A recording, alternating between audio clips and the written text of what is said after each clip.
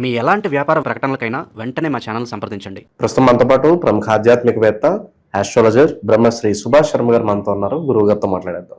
నమస్కారం గురుగారు. శ్రీమాత్రేనమండి. జూన్ మాసం విశేషంగా కన్యా రాశి వాళ్ళకి ఎలా ఉండబోతుంది, వీళ్ళు ఎటువంటి జాగ్రత్తలు తీసుకుంటే ఈ నెల వీళ్ళకి విశేషం కలిసి వస్తుంది అంటారు?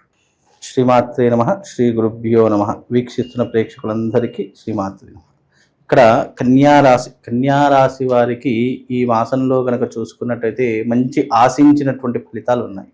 గురువు మార్పు వల్ల, అలాగే ఈ గురువు యొక్క మార్పు ఒక్క గ్రహం మారితే ద్వాదశ రాశుల పైన అన్నిటి మీద ప్రభావం అనేటటువంటి చూపిస్తూ ఉంటుంది. అలాగే ఈ కన్యారాశిలో పుట్టినటువంటి జాతకులు మహర్జాతకులు అని చెప్పుకోవచ్చు. పుట్టుకతోనే ఎన్నో రకాలైనటువంటి లగ్జరీ లైఫ్ని అనుభవించేటటువంటి వాళ్ళు, అలాగే ముక్కుసూటిగా మాట్లాడేటటువంటి తత్వము, ఎదుటి వారికి సహాయం చేసేటటువంటి తత్వం కలిగినటువంటి వారిలో కన్యా రాశి వారు ఒకరు అని చెప్పుకోవచ్చు. వీళ్ళకు స్త్రీల పట్ల చాలా ఆసక్తి ఉంటుంది. వ్యామోహం ఎక్కువగా ఉన్నటువంటి వారిలో కన్యా రాశి వారు ఒకరు అని చెప్పుకోవచ్చు. ముఖ్యంగా వీళ్ళకి ఏమిటి అని అంటే కనుక ఈ మాసంలో వీళ్ళకు అదృష్ట యోగముతో పాటు వీళ్ళకు మంచి సత్ఫలితాలు కూడా పొందేటటువంటి అవకాశం ఏర్పడుతుంది. ఎందుకంటే కన్యా రాశి వారికి 11వ స్థానంలో గురు సంచారము, అలాగే 7వ స్థానంలో శని సంచారం. 7వ స్థానంలో శని సంచారం వల్ల వీళ్ళకు ఉన్నటువంటి ఇబ్బందులు ఏమిటి అంటే ఒక్క ఫ్యామిలీ పరంగా కావచ్చు, కుటుంబ పరంగా కావచ్చు, చిన్న చిన్న ఇబ్బందులు అయితే వచ్చేటటువంటి అవకాశం ఉంటుంది. తద్వారా వీళ్ళు కుటుంబం పట్ల చాలా శ్రద్ధ ఉండాలి. అలాగే వీళ్లకు ముఖ్యంగా ఆర్థిక పరంగా కావచ్చు, ధనపరంగా కావచ్చు, వృత్తి వ్యాపార పరంగా కావచ్చు, మంచి లాభాలు అందుకునేటటువంటి అవకాశం ఏర్పడుతూ ఉంటుంది. ఫైనాన్షియల్గా ఉన్నటువంటి ఇబ్బందులన్నీ కూడా క్లియర్ అయిపోతూ ఉంటాయి. వ్యాపార పరంగా మళ్ళీ పై స్థాయికి వెళ్ళేటటువంటి లక్షణాలు ఏర్పడుతూ ఉంటాయి. తద్వారా వీళ్లకు మంచి ఆశించినటువంటి ఫలితాలు అనేటటువంటివి ఉంటూ ఉంటాయి.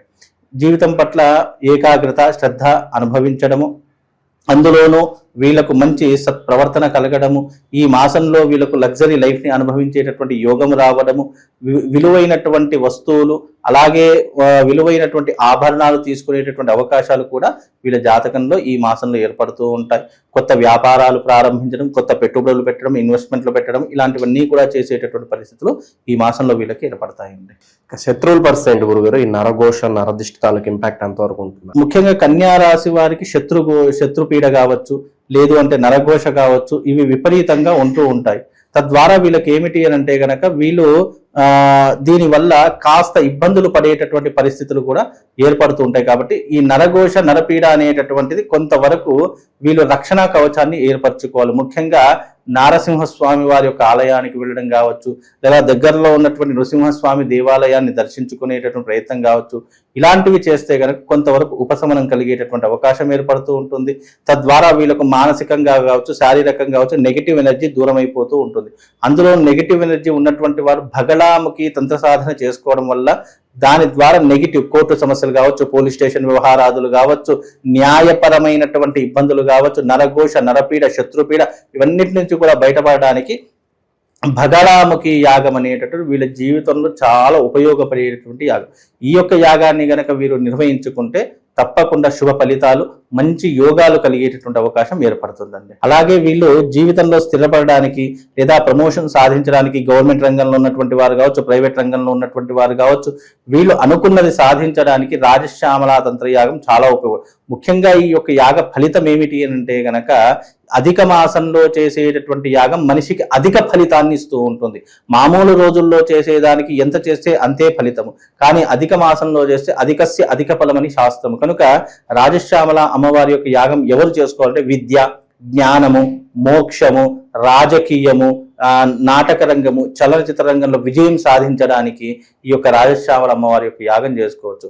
అలాగే శత్రు బాధలు, అలాగే నరఘోష నరపీడ, కోర్టు సమస్యలు, పోలీస్ స్టేషన్ వ్యవహారాదులు, న్యాయపరమైనటువంటి ఇబ్బందులు, భూ వివాదాలు, ఇలాంటివి ఉన్నటువంటి వాళ్ళు ఎవరైతే ఉన్నారో, అప్పుల బాధలు, అనారోగ్య సమస్యలు, ఇలాంటివి ఎవరికైతే ఉంటాయంటే భగళాముఖి యాగం చేసుకొని చాలా విషయం. ఈ 2 యాగాలు ఏకకాలంలో పౌర్ణమి రోజున 31వ తారీఖు రోజున నిర్వహిస్తున్నాం. కాబట్టి ఇలాంటి యాగంలో పాల్గొనడం వల్ల మీకు ఇలాంటి ఇబ్బందులన్నీ కూడా తొలగిపోవడానికి ఈ యాగం ఉపయోగపడుతుంది. కాబట్టి తప్పకుండా పాల్గొనే ప్రయత్నం చేసుకోండి. గురుగారు, జూన్ నెల ప్రత్యేకంగా విద్యార్థులకి అంటే స్కూల్స్ కావచ్చు, కాలేజెస్ కావచ్చు, మళ్ళీ ఓపెన్ అవుతూ ఉంటాయి, అడ్మిషన్స్ సీజన్ అని చెప్పుకోవచ్చు మనకి. అవునండి. మరి సంవత్సరం అంతా విద్యార్థులకు అద్భుతంగా కలిసి రావాలంటే స్టూడెంట్స్ కోసం ప్రత్యేకంగా ఒక మంచి రెమెడీ ఏమన్నా తెలియజేయండి. విద్యార్థులకు కావాల్సింది ఏంటి? జ్ఞానము, అలాగే తెలివితేటలు, విద్య అర్హత, అలాగే విద్యకు అధినాయకులు సరస్వతి అని చెప్తూ ఉంటాము. అయితే ముఖ్యంగా ఈ సంవత్సరం విద్యా సంస్థలకు చాలా తీరనటువంటి నష్టం ఏర్పడుతూ ఉంటుంది. కాబట్టి విద్యా సంస్థలు చేసుకోవాల్సినటువంటిది ఏంటంటే, ఎవరి విద్యా సంస్థలు అయితే ఉన్నాయో ఆ విద్యా సంస్థలో ఉన్న ప్రతి ఒక్కరూ తమ విద్యా సంస్థలో రాజశ్యామల యాగం చేయించుకోవాలి.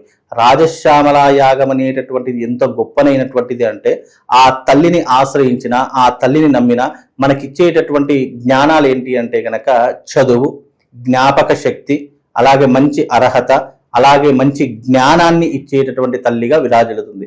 మీరు ఎప్పుడైనా గమనించండి, ముక్కోటి దేవతల్లో అమ్మవార్లకు ఇద్దరికే వీణలు ఉంటాయి. ఒకటి సరస్వతి అమ్మవారి చేతిలో ఒక వీణ ఉంటుంది, రెండవది రాజశ్యామల అమ్మవారి చేతిలో వీణ ఉంటుంది. అంటే సరస్వతీదేవి అమ్మవారికి మరొక అవతారమే రాజశ్యామలాదేవి. ఈ తల్లి మంత్రినిగా పనిచేసేటటువంటి తల్లి. అంటే ఈ లలిత అమ్మవారికి మంత్రినిగా, శ్రీచక్రంలో సంచరించేటటువంటి అధిష్టాన దేవతగా, కదంబ వనవాసిని అని పేరు పెట్టేటటువంటి తల్లి ఈ యొక్క అమ్మవారు.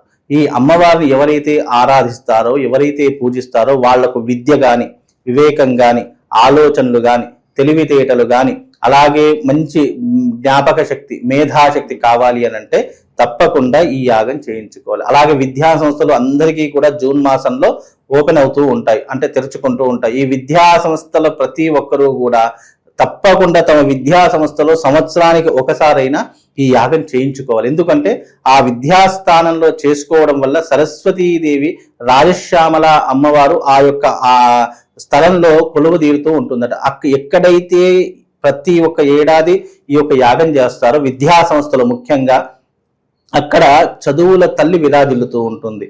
అంటే ఆ యొక్క సంస్థకు కావచ్చు, ఆ యొక్క స్కూళ్ళకు కావచ్చు, కాలేజెస్కు కావచ్చు, విపరీతమైనటువంటి పేరు ప్రఖ్యాతలు తీసుకొచ్చి పెడుతూ ఉంటుంది. అంటే ఈ అమ్మవారిని విజయ దేవత అని కూడా పిలుస్తారు. అంటే విజయానికి ప్రతీకగా కూడా ఈ తల్లిని పిలుస్తారు. కాబట్టి విద్యా సంస్థలు ఎవరైనా సరే మీరు ప్రతి ఏడాది, ఎందుకంటే ప్రతి ఏడాది కొత్త అడ్మిషన్స్ కావాలి, అలాగే వాళ్ళ వ్యాపారం చాలా అద్భుతంగా నడవాలి. విద్యా సంస్థలు అంటే వ్యాపారాలు అయిపోయాయి కాబట్టి వాళ్ళ యొక్క వ్యాపారాలు నడవాలి అని అంటే గనక విద్యార్థులు ఆకర్షితులు అవ్వాలి. అంటే చాలా మంది ఇప్పుడు విద్యా సంస్థలో చేర్పించే తల్లిదండ్రులు ఏం చేస్తారంటే 100 స్కూళ్ళు చూస్తారు, లేదా 100 కాలేజెస్ చూస్తారు, కానీ ఒకటే కాలేజీలో వెయ్యాలి, ఒకటే స్కూల్లో వెయ్యాలి. మరి ఆ ఒక్క స్కూల్కి ఎందుకు అంత ప్రాధాన్యత వస్తుంది అని అంటే కనుక ఆకర్షణ శక్తి. కాబట్టి విద్యా సంస్థలకు ఆకర్షణ శక్తి కావాలంటే తప్పకుండా రాజశ్యామల తంత్రయాగం చేయించుకోవడం వల్ల ఆ యొక్క సంస్థలకు విశేషమైనటువంటి ప్రజాదరణ కలుగుతూ ఉంటుంది. అందుకే గతంలో కేసీఆర్ గారు కూడా రాజశ్యామల యాగం చేయించారు ఆకర్షణ శక్తి గురించి. అలాంటి ఆకర్షణ శక్తి నైపుణ్యాన్ని ఇచ్చేటటువంటి తల్లే రాజశ్యామల అమ్మవారు. కాబట్టి విద్యకు అధినాయకులు కూడా అమ్మవారే అవుతుంది. కాబట్టి ఈ యొక్క యాగం చేయించుకుంటే విశేషమైనటువంటి పుణ్య ఫలితం కలగడంతో పాటు మీరు అన్నట్టుగా ఆ విద్యా సంస్థలు మంచి పేరు ప్రఖ్యాతలను గడిస్తూ ఉంటాయి, మంచి అందుబాటులో ఉండేటటువంటి పరిస్థితులు ఏర్పరచుకుంటాయి, గొప్ప స్థాయికి వెళ్ళేటటువంటి అవకాశం కూడా ఆ విద్యా సంస్థలకు ఏర్పడుతుంది. ఆ విద్యా సంస్థలో చదువుకున్న విద్యార్థులకు కూడా మంచి ప్రయోజనాలు కలుగుతాయి. అక్కడికి అడుగు పెట్టగానే మానసిక స్థితి కావచ్చు, మానసిక ప్రశాంతత కావచ్చు, అన్నీ కూడా సమపాలనలో ఉండేటటువంటి అద్భుతమైనటువంటి రెమెడీ ఈ యొక్క రెమెడీ. కాబట్టి ఇది చేసుకోవడం వల్ల విశేషమైనటువంటి ప్రజాదరణతో పాటు ఆకర్షణ శక్తితో పాటు విద్యార్థులకు బుద్ధి, జ్ఞానము, వివేకము అన్నీ కూడా కలుగుతాయండి. మంచి విశ్లేషణ అందించారు, ధన్యవాదాలు.